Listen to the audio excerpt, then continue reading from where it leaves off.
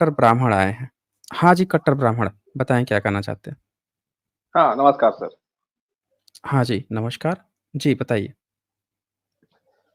हाँ सर, मैं आपके मतलब सारे डाउट्स आज दूर करना चाह रहा हूँ। सर आप पूछिए मतलब आप क्या जानना चाह रहे हैं? अरे, तो ब्राह्मणों से आप पूछते हैं ना सर, तो मैंने देखा है बहुत से आप ब्राह्मण ब्राह्मण इधर-उधर हैं? की बात करते हैं। आप हाँ जी, ब्राह्मण हैं? जी। अच्छा जी, आप ब्राह्मण हैं, ओके। चलें, ये बताइए कि ये आपने ब्राह्मणों ने मुँह से कैसे पैदा हुए, ये कैसे लिखा है? नहीं, नहीं मुँह से पैदा नहीं हुआ सर ये तो लोगों को भ्रमित करने के लिए सब ये हम लोगों ने लिखा है। लोगों को भ्रमित करने के लिए लिखा है। हाँ, जी। तो लोगों को तो आपने कभी पढ़ने ही नहीं दिया। आपके यहाँ सर तो एक्चुअली बात कभी ये ना कोई यूनिवर्सिटी खुली, ना कभी कोई विश्वविद्यालय खुला, ना आपने कोई गुरुकुल आज तक खोला, तो आपने पढ़ाया तो जी, कभी जी। किसी को है नहीं। आप तो हमेशा जी। ही अपने बेटे को ही ज्ञान देते थे, दूसरे जाति को जी, तो आपने बिल्कुल। कभी कोई ज्ञान दिया नहीं। और उल्टे ये जी, लिख दिया बिल्कुल। कि शीशा पिघला के डाल देंगे, काट देंगे, ये कर देंगे। तो ये किसको फिर बरगला रहे थे? अपने ही बच्चे को, कि हम मुँह से पैदा होके आए हैं। नहीं, नहीं, अपने बच्चे को नहीं सर, ये एक्चुअली बात ये हुँ, थी कि जब आप किसी दूसरे देश में जाएँगे और आपको वहाँ पे जैसे राज भी करना हो, क्योंकि आप ये जानते हैं कि हम लोग तो यहाँ के तो हैं नहीं, मूल निवासी, ठीक है ना? हम लोग बाहर से आए, अच्छा तो जी। यहाँ पे हमें लोगों को मूर्ख बना के राज करना था, कैसे करते? आप ही बताइए। तो एक होता है गुलाम, एक होता है मानसिक गुलाम। इतनी हम लोगों में ताकत थी नहीं कि हम उनको हुँ, हुँ। मतलब अपने बाहुबल से गुलाम बनाते। तो मानसिक हुँ, गुलाम हुँ। हमको बना करके अपना करना था, तो इसीलिए हम लोगों ने किया। मतलब आपने ये जो ऋग्वेद जो कंपाइल करवाया है, जो ऋग्वेद लिखा है और इस जी, जी। ऋग्वेद में ये जो मंत्र आपने पीढ़ी दर पीढ़ी ढुआ के लेकर आए हैं, 12 नंबर जो यहाँ पे सब लोग देख सकते हैं, ऋग्वेद का जी, 10वां मंडल का 90 सूक्त का 12 नंबर मंत्र है। इसमें लिखते हैं जी, कि उसके मुख से जी। ब्राह्मण, भुजाओं से क्षत्रिय, जंघाओं से वैश्य तथा पैरों से हुँ, हुँ। शूद्र वर्गों की उत्पत्ति हुई। तो आप जी। अपने बच्चे को ये बात बताते आए थे दूसरे किसी को पढ़ने कभी दिए नहीं, कभी किसी दूसरे को नहीं नहीं, पढ़ने दिए।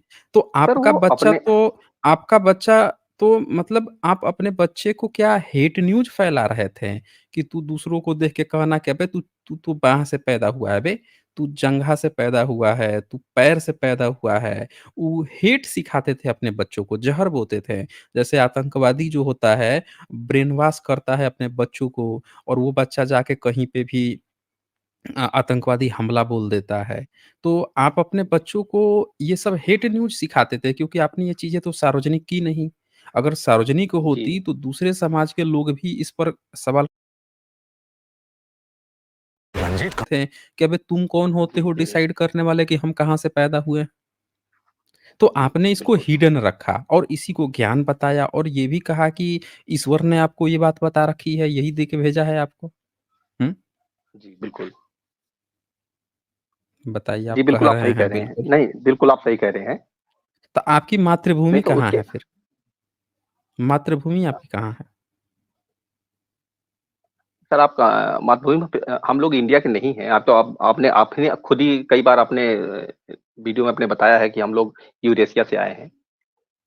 अच्छा आप यूरेशिया से हैं, बहुत बढ़िया फिर तो। जी। ये तो अच्छी बात हो गई यूरेशिया से आए हैं। कौन-सी भाषा बोलते थे वहाँ पे? अब सर क्यों यहाँ पे क्यों चले क्योंकि आए? इतना वहाँ से यहाँ पे क्या करने आए फिर? आपका देश अगर यूरेशिया है, तो वहाँ से यहाँ क्या जी। करने आए हैं?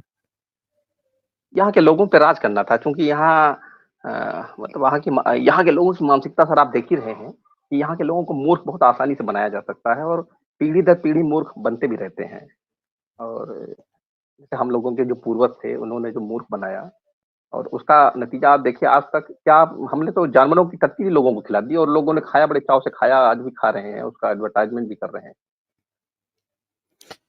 तो आप तो कह रहे हैं कि आपने जानवरों की टट्टी तक खिलवा दी, लेकिन जानवर की टट्टी तो आपने अपने लिए भी खाने के लिए लिखा है ना? ये तो आपने ये लिखा है कि आप हाँ, हाँ। गोबर का गोमूत्र भी ये भी पी लेंगे। ये भी तो हाँ, लिखा है हाँ, नहीं आपने, लिखा शुद्धिकरण हाँ, करने के लिखा लिए। है। हाँ, तो ये बात आपकी सही है, तो ये अब ये क्यों लिखा भाई ये तो इसके बारे में तो अभी जानकारी नहीं है, लेकिन आपने देखिए कि एक्चुअली मैं पूरी बात बता देता हूँ। हुआ क्या था कि हाँ, बोलिए। जैसे उस समय हम लोगों की संख्या बड़ी कम थी। जब हम लोग दूसरे देश से आए तो संख्या बहुत कम थी। यहाँ के लोग अच्छा काफ़ी जी। शिक्षित थे। यहाँ पूरा हुँ। बुद्धमय था, पूरा देश। यहाँ के कण-कण हुँ, में हुँ। बुद्ध जी थे और उनको मूर्ख बनाना बड़ा कठिन हो रहा था। तो अब ओके। जैसे आप किसी एक दूसरे देश में जैसे आप यहाँ से अगर कहीं भी जाएँगे, तो हम लोग भाई दूसरे देश से आए आए थे, तो ऐसा तो था नहीं कि यहाँ पे मार खाने आए थे लोगों की। हम अपना बिज़नेस हुँ। एक मॉडल लेकर आए थे, कि यहाँ भाई इस देश हुँ, में हुँ। चलेंगे, अपना कुछ हम अर्निंग करेंगे। तो वो हुँ, अर्निंग हुँ। कैसे होगी? उस अर्निंग करने के लिए हमारे जो सबसे ज़्यादा लोगों को जो हमने मूर्ख बनाना चाहा, तो हमारे रास्ते में सबसे ज़्यादा जो हमारा विरोध किया वो भाई उसमें पूरा नालंदा विश्वविद्यालय, यूनिवर्सिटियाँ वगैरह ये सब थी, पूरा बुद्धमय देश था। लोगों को मुँह बनाना बड़ा मुश्किल हो रहा था, तो सबसे पहले तो जितने भी ये बौद्धिस्ट लोग थे, इनको रास्ते से हटाना था और हमने हटाया भी, आप इतिहास पढ़ के देखिए, हमने हटाया भी। हमारे मतलब हमने क्या मतलब हमारे पूर्वजों ने हटाया। उसके बाद जब ये लोग हुँ, हटे, हुँ। तो यहाँ की शिक्षा को फिर भाई आदमी पढ़ लिख जाएगा, आपसे क्वेश्चन करेगा। वो कहेगा भाई गाँव में जैसे क्या है गोबर में भाई हम क्यों खाएँ इसमें, इसके पेशाब हम क्यों पिएँ? अब वो 10 तरह के क्वेश्चन उठाएगा, आप मंदिर बनवाएँगे, वो कहेगा भाई ये आपने देखा है क्या? भाई 33 करोड़ देवी-देवता हैं, तो कहेगा भाई क्वेश्चन उठाएगा कि कम से कम एक ही दिखा दीजिए। भाई कभी न कभी नज़र आने चाहिए ना। तो ये सब चीज़ें अब शिक्षित आदमी ही कर सकता है। तो लोगों को मूर्ख बनाने के लिए वो पढ़ लिख ना सकें, उनको शिक्षा से दूर रखना तो बहुत कंपल्सरी था। तो इसलिए इनको शिक्षा से दूर रखने के लिए ये सब किताबें रची गई कि आप जैसे पढ़ लेंगे तो शीशा डाल देंगे, ये सब डाल देंगे, ये रहा। और उसके बाद अपना बिज़नेस मॉडल फिर हम लोगों ने अपना फैलाया और आप देख ही रहे हैं, वर्तमान में भी देख रहे हैं, भविष्य भी उठा के देख लीजिए। हम लोगों ने 3% हैं हम लोग, मान के चलिए और 97% पे राज करना इतना आसान नहीं होता है सर। किसी दूसरे देश में आप अगर 3 हुँ। परसेंट हो करके अगर 97 पे राज करना चाहेंगे, तो कैसे करेंगे? उसके लिए आप क्या मतलब आप लड़ाई झगड़ा करेंगे, आप काट दिए जाएँगे। तो लोगों को सबसे पहले तो शिक्षा से दूर करना था। यही ये है मतलब आपको हम बता रहे हैं खुल के और इसलिए बता रहे हैं कि अब भी आपके माध्यम से मैं फिर दावा करता हूँ कि हमने इतना मतलब एक धर्म को इतना नशे की तरह हमने दे दिया है इंडिया के अंदर, कि लोग चाह कर भी इससे दूर नहीं हट पाएँगे। जैसे एक शराबी होता है ना, उसको आप कितना भी बताइए कि आप शराब पियोगे, आपके फेफड़े खराब हो जाएँगे, आपकी किडनी खराब हो जाएगी। लेकिन आपका ज्ञान सुनता रहेगा, लेकिन शाम को फिर वो मिलेगा आपको वहीं, जहाँ वो कल खड़ा था। तो इस तरह से आपके वीडियो लोग देखते ज़रूर हैं। हमारी आपकी अच्छा बात भी एक सुन रहे होंगे। हाँ जी। अच्छा एक बात बताइए, वो तो सब बात आपने कह दिया कि हम आप यहाँ पे आए हैं, यहाँ के लोगों को मूर्ख बना के यहाँ पे अपना बिज़नेस मॉडल सेटअप कर लिए, सब काम कर लिए। लेकिन एक बात हमको समझ में नहीं आई कि आप लोग जो हैं आज भी पंचगव्य खाते हैं? और उस समय भी पंचगव्य खाने की बात करते हैं। हमने कई ब्राह्मणों को देखा कि जो गाय का पूँछ उठा लेता है या नीचे बैठ के और उसका चेक कर खाते रहता है उसका, इस सब में भी आप लिप्त पाए जाते हैं। ये काम आपने क्यों शुरू कर दिया? क्या आपने इसलिए नहीं, कहा कि आप खाएँगे तो यहाँ की जनता भी खाना शुरू कर देगी, इसलिए किया? नहीं, सर ये छोटे-छोटे एक्सपेरिमेंट हुआ करते हैं देश में, हम लोग किया करते हैं। लोगों को जैसे एक मैंने यहाँ पे एक हाँ, श्लोक खोला हुआ है आपके पराशर स्मृति का जो कलयुग में आपके ब्राह्मणवाद बचाने के लिए किताब लिखी गई है। तो इसका 49 नंबर श्लोक तो यही कह रहा है कि शुद्धि के लिए ब्राह्मण को 3 दिन तक पंचगव्य, मूत्र, हुँ, हुँ, गोबर, हुँ। दूध, दही, घृत से स्नान करना चाहिए या पंचगव्य का ही भोजन करना चाहिए। तो ये जी, जी। दूसरों से आप ऊँच-नीच करते हैं, लेकिन आप इसको खा के शुद्ध कैसे हो जाएँगे? किसी भी जंतु का जीव-जंतु का गोबर खा के, उसका मूत्र पी के आप शुद्ध कैसे होंगे? ये थोड़ा-सा नहीं, नहीं, समझा हम दीजिए आप। हाँ, जी, बिल्कुल, बिल्कुल, मैं आपको बता देता हूँ। ऐसा इसलिए सर लिखा गया था कि होता हुँ, क्या है हुँ। कि हमारे ब्राह्मण समाज में बहुत से लोग ऐसे थे ना, जिनको लग रहा था कि ये जैसे अत्याचार जो हो रहा है या जो किया जा रहा हुँ, है, हुँ। उसमें आप एनिसेंट हिस्ट्री उठा के देखिए, तो हम लोगों ने कम अत्याचार तो किया नहीं है। तो कहीं कोई हुँ, ब्राह्मण हुँ। का दिल ऐसा ना हो कि जैसे हमारा मान लो हम 5 भाई हैं, तो भाई 4 भाई तो हम एकदम अपना बिज़नेस कर रहे हैं बढ़िया इंडिया के अंदर, लेकिन हमारा एक भाई मुझको लगा कि यार ये चारों भाई गलत कर रहे हैं, तो वो जाकर के शुद्ध लोगों के पास जाके मिल गया और उनको शिक्षा देने लगा या इस तरह से करेगा, तभी तो वो अपवित्र होगा। जब तक वो भाई उनको हमारी तरह रहेगा, तब तक तो अपवित्र नहीं, अपवित्र कब होगा? जब वो सूद के साथ जाके मिल जाएगा। तो हमने इसीलिए इतना कठिन इसमें लिख दिया गया कि साले अगर तू ऐसा करेगा तो ये सब तुझको करना पड़ेगा। तो इस भय से ब्राह्मण नहीं जा पा रहे थे। भाई अगर ऐसा करते तो हम उनको समाज से बाहर करते, नहीं तो भाई आओ खाओ आके गोबर और टट्टी साला ये पेशाब, इसलिए सर ये किया गया था। अच्छा, तो चले ये तो इसमें आपने हाँ, बता दिया कि लोगों को अपने ब्राह्मणों को भेदभाव कराने के लिए कि तुमको भेदभाव करना ही पड़ेगा, अगर नहीं करेगा जी, तो तुझको हम गोबर गोमूत्र खिलाएँगे और खाएगा तो जी, तुझको बुरा लगेगा, उससे बढ़िया है कि तू भेदभाव कर। यानी कि आपने जी। बाकी सबको भी आतंकवादी बना दिया कि तुझे भेदभाव जैसा आतंक कायम करना ही करना है। चले नहीं, कोई सबको बात नहीं सर, नहीं, सबको नहीं के जी, सबको नहीं, लेकिन केवल कि हमने अपने समाज को ये चीज़ें किया मतलब मतलब अपने अपने समाज के लोगों आपके को अपने समाज को हाँ, ही आपने अपने समाज हाँ, को हाँ, ऐसा हाँ। कर लिया, ठीक है, बहुत नहीं बढ़िया। तो उसका रीज़न अच्छा ये था उसका रीज़न ये हाँ जी, बताएँ? हाँ, हाँ, चलो ये तो आपने कर लिया, लेकिन जो मुगल आए थे भारत में यहाँ पे, जी, मुस्लिम जो जी। आए थे, तो उनकी उनके लिए आपने उनकी चाटुकारिता में अल्लाह उपनिषद क्यों लिख दिया? मतलब एक बार तो देखिए होता है कि आपके अपने धर्म ग्रंथ थे ही थे, लेकिन आपने हुँ, क्या किया कि एक किताब लिखी, ये देखिए शाक्त उपनिषद के अंदर में आपने अल्लाह उपनिषद लिख लिया। अब ये मैंने जी, स्क्रीन पे खोल दिया है। ये देखिए, सब लोग देख सकते हैं। जी, अब ये बताइए कि आपको आपके पास अपना धर्म ग्रंथ है, आपको इसी बात का घमंड है कि आपके पास ब्रह्मा, विष्णु, महेश है, दुर्गा, काली हैं, 33 करोड़ देवी-देवता हैं। फिर आपको अल्लाह की क्या ज़रूरत पड़ गई जो आपने अल्लाह उपनिषद लिख दी? हुँ, वहाँ पर ये था कि हमारे अपने लोग जो थे, वहाँ पे कोशिश बहुत किए कि मुसलमानों को हुँ, मतलब इस धर्म के चाशनी में लपेटा जाए, लेकिन वो लिपटे नहीं। तो फिर अब हुँ। जैसे आप वही जो हमने बताया ना क्योंकि हमारी संख्या कम थी, तो हम युद्ध नहीं कर सकते थे किसी से और बिना युद्ध के अगर हम उनसे युद्ध करते मुसलमानों से हमारी भाई जब वो धर्म की राजनीति पे नहीं आए, नहीं वो अपना वो कुरान मानते थे। उन्होंने ये हमारा माना नहीं सिस्टम हिंदू धर्म, कोई चीज़ बल्कि वो तो और मतलब भाई हमारे वो एकदम एंटी थे वो। मतलब बहुत सारी चीज़ों में आज भी अंतर है। तो फिर हमें मजबूरी में सरेंडर करना पड़ा उनके सामने। अच्छा, मतलब आपने आपके सामने आपका मुस्लिमों के आगे चल नहीं पाया, तो आपने घुटने जी, टेक दिए। चलो ठीक है, जी, घुटने जी, टेक दिए तो आपने उनकी चाटुकारिता में अल्लाह उपनिषद लिख दी, यही हुआ ना? उनके अल्लाह की जी, तारीफ़ कर बिल्कुल। दी। ठीक जी। है, आपने ये किताब लिख दी अल्लाह उपनिषद की, तो क्या ये अल्लाह उपनिषद जो है मुसलमानों ने अपने कुरान में या हदीस में स्वीकार कर लिया? नहीं। नहीं किया। मतलब आपने जी, इतनी उनकी चाटुकारिता की, फिर भी उन्होंने अपने धर्म ग्रंथ में आपकी लिखी हुई अल्लाह उपनिषद को नहीं स्वीकार किया, उल्टे आपने इसको उपनिषद बना के अपने धर्म ग्रंथ में स्वीकार कर लिया। चलो, एक बात तो हो गई कि आपने उनकी चाटुकारिता की, चाटुकारिता में ये बात लिखी। लेकिन ये बताइए, वो धर्म ग्रंथ जो पहले से भारत में पुराण के नाम से जिसको कहा जाता था, उसमें फिर आपको अकबर को डालने की क्या ज़रूरत पड़ गई? और उसको ब्राह्मण घोषित करने की क्या ज़रूरत पड़ गई? ये मैं आपके सामने किताब खोलता हूँ, ये देखिए। ये है भविष्य पुराण और इसमें आपने एक किताब उनकी चाटुकारिता में लिखी, उपनिषद बनाया वो तो ठीक उन्होंने नहीं स्वीकार किया, लेकिन आपकी चाटुकारिता कि आपने अपने भविष्य पुराण में प्रतिसर्ग पर्व चतुर्थ खंड में आपने उसको अपना मुकुंद ब्राह्मण बना लिया और मरने के बाद से जी, उसको स्वर्ग भी भेज दिया। जी। हुँ? ये वहाँ काम पर भी आपने क्यों किया वहाँ था? वहाँ पर भी समस्या बोलिए। थी क्योंकि अकबर अकबर का राज्य उसमें बहुत बड़ा था। हम अगर उनसे टकराने की कोशिश करते वहाँ पर, तो हम लोग सब मतलब हमारी हार निश्चित थी। हम लोग उनसे जीत नहीं सकते थे। तो वही है कि भाई जब आप कहीं दूसरे देश में आकर जैसे हम भी बसे थे, वो भी बसे थे। अब हम उनसे लड़ाई झगड़ा करते, तो हम तो दोनों विदेशी-विदेशी भाई-भाई हमने आपने मतलब दोनों को बना कर के ही राज करना चाहा और वही हमने किया। भाई चलो ठीक है आप भी बहुत शक्तिशाली हैं और हम शक्तिशाली दूसरे क्षेत्र में हम शक्तिशाली हैं मतलब हिंदू धर्म और का जो हमने फैला के अपना बिज़नेस मॉडल जो तैयार किया, आज भी हम भाई उससे अर्निंग हो रही थी, उस समय भी अर्निंग हो रही थी। लोग चढ़ावा दान और सोने तक का जितना भी जो कुछ था आज भी वही कर रहे हैं। तो ये चूँकि उस समय बड़ा हमारा इतना मजबूत नहीं था, लेकिन आज की डेट में तो हमने काफ़ी अपने आप को मजबूत कर लिया है। तो उससे अगर हम लड़ाई झगड़ा करते तो फिर हमारी हार निश्चित थी, हमें देश छोड़ के भागना पड़ता।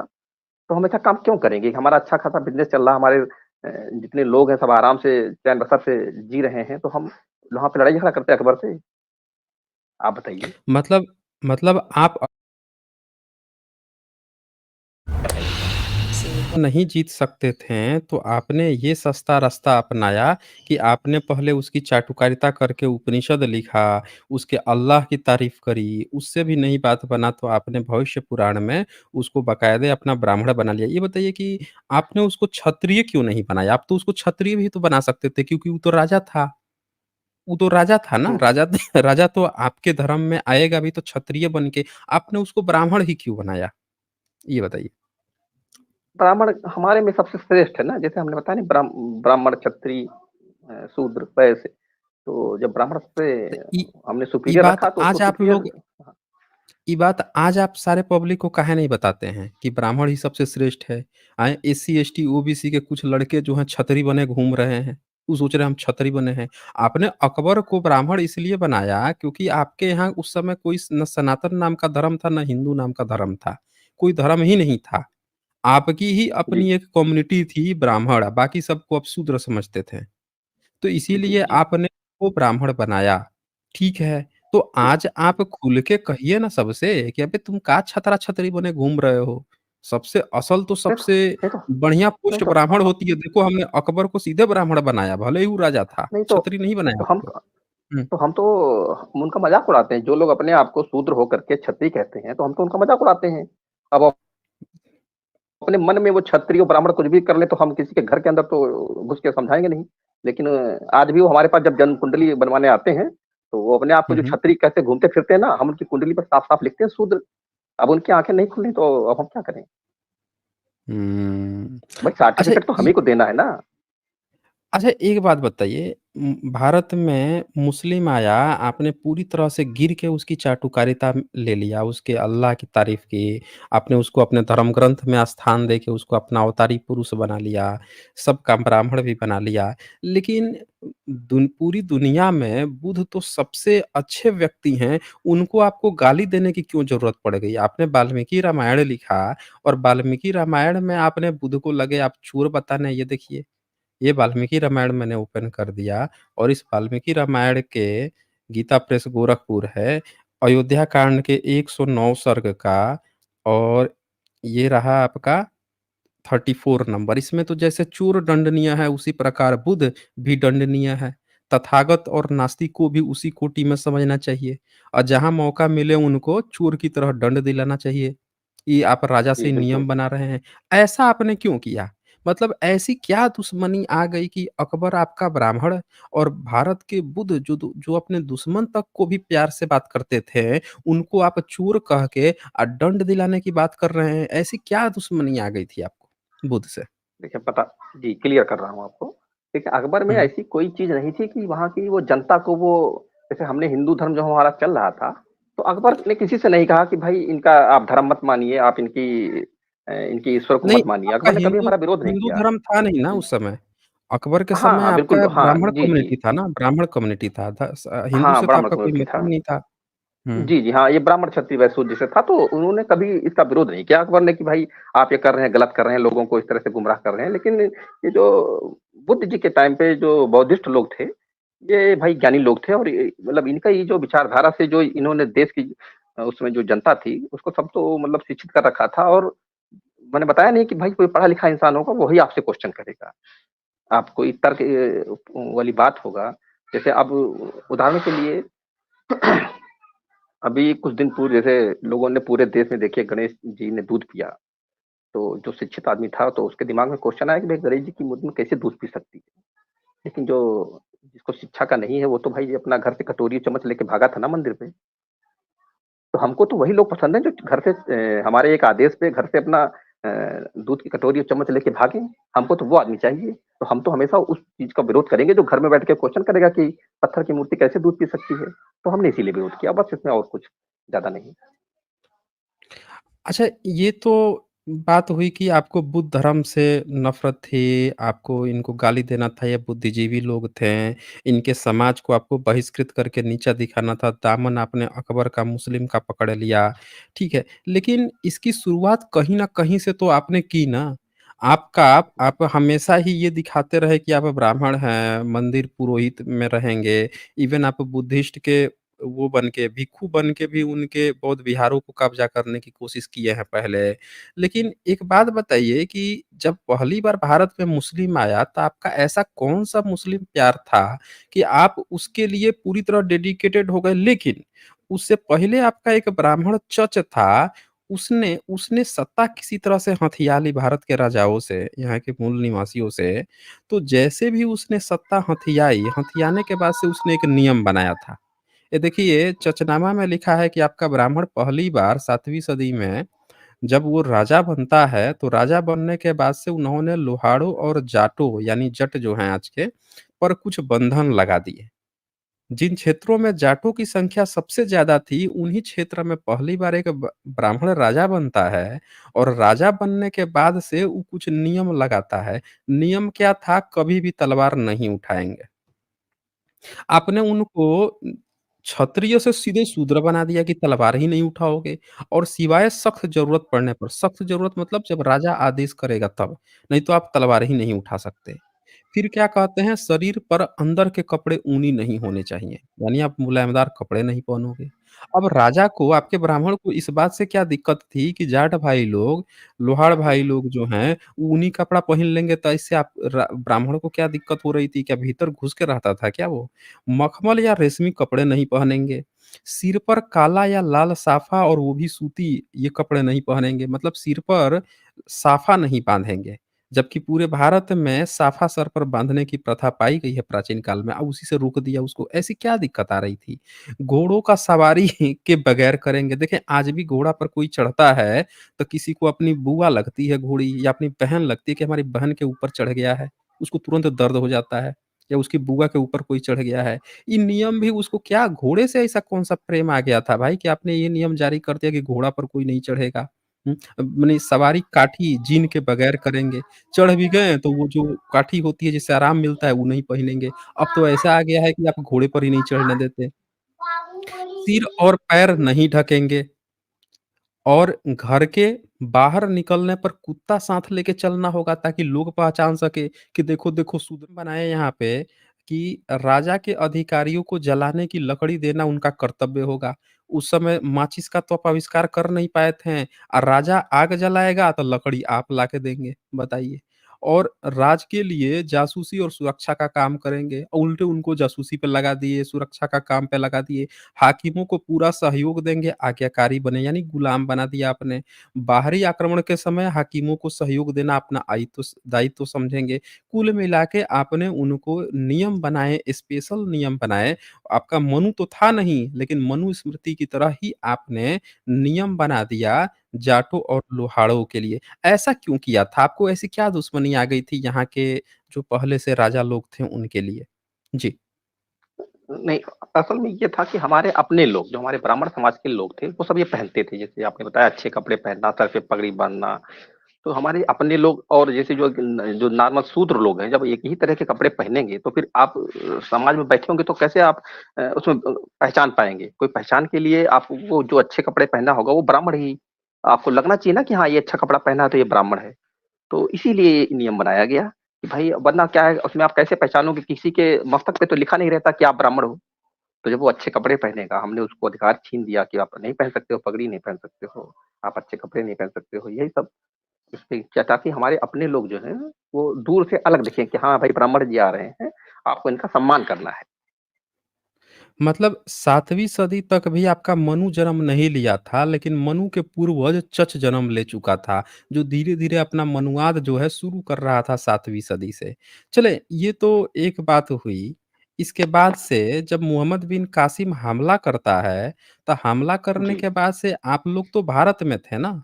आप तो भारत में जी। थे, तो जब वो हमला किया, तो आप लोग जो हैं उसका साथ काहे दिए? ये देखिए तो ये क्या लिखा है यहाँ पे? ये पढ़ सकते हैं क्या लिखा है? जी। अचानक किले में से नहीं मेरी स्क्रीन पे नहीं दिख रहा मुझे। अच्छा मैं पढ़ देता हूँ। अचानक किले में से एक ब्राह्मण बाहर आया और ऊँची आवाज़ में रहम की प्रार्थना करने लगा।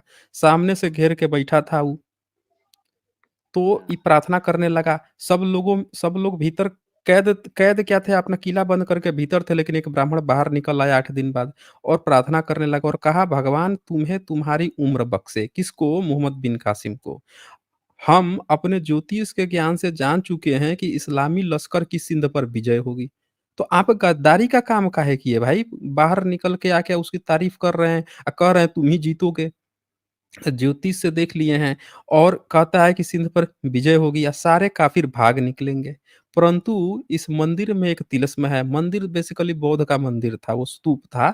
जब तक यह मंदिर अपनी जगह कायम है, यानी बौद्धों का जो मंदिर था, आपके लिए किले पर कब्जा करना असंभव है।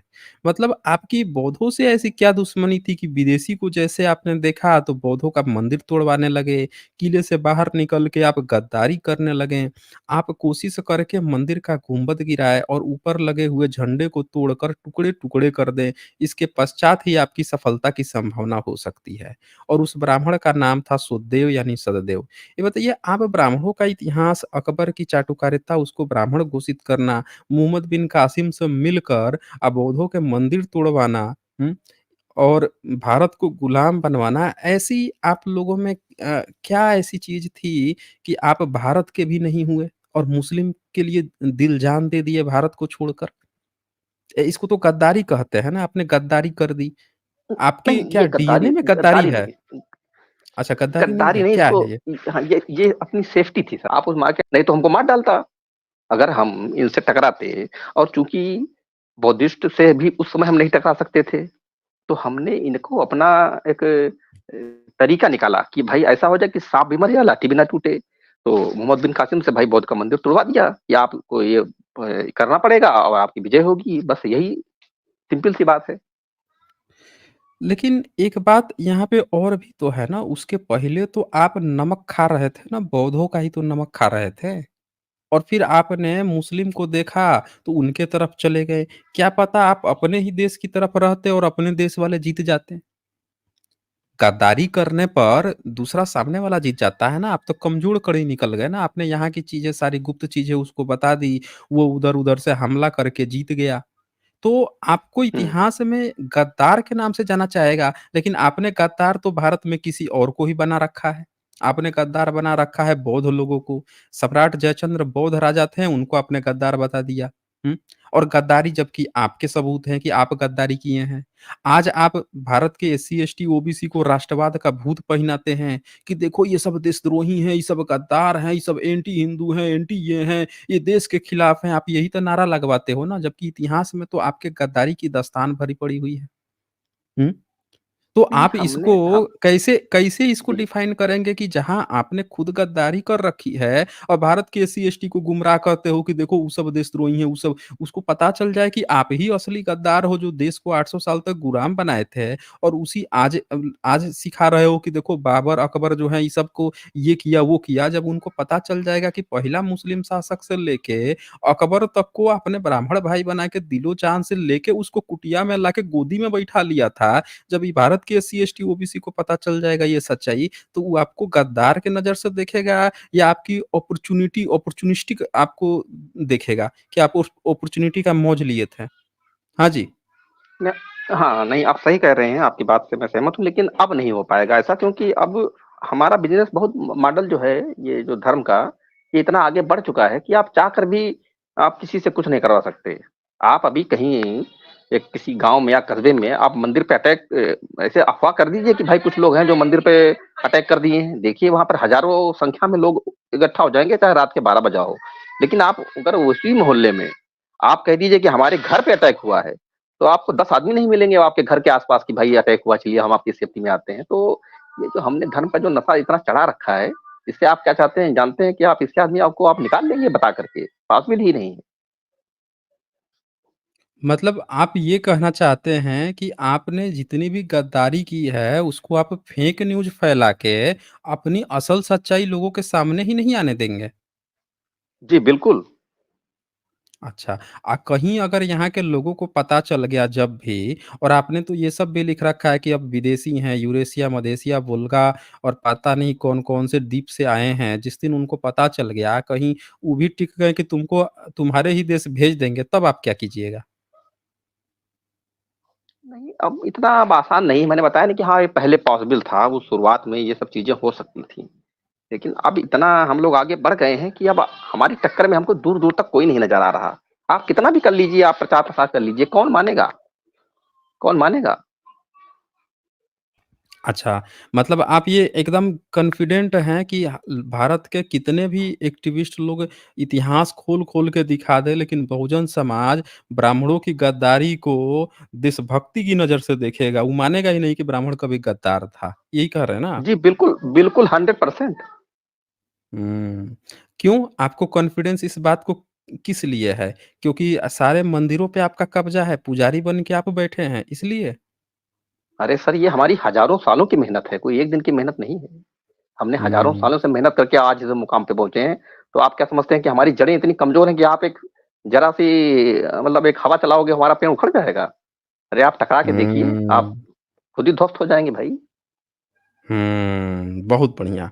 चलिए अब इसी कड़ी पे हम थोड़ा एक और बात ले लेते हैं कि आपका जो राजा था, जो जी। राजा दाहिर था ब्राह्मण राजा, वो जब लड़ने के लिए गया, तो ये बताइए कि लड़ने के लिए जब जाता है कोई व्यक्ति, तो वो तो लड़ाई करता है ना, वो ईरानियों की तरह ईरानी भी जाते थे तो अपनी बहू-बेटी को बैठा लेते थे साथ में तब लड़ाई करने जाते थे। जैसे ईरान का राजा डेरियस सिकंदर से लड़ने गया था, तो अपनी बीवी या अपनी बेटी दोनों को लेके गया था।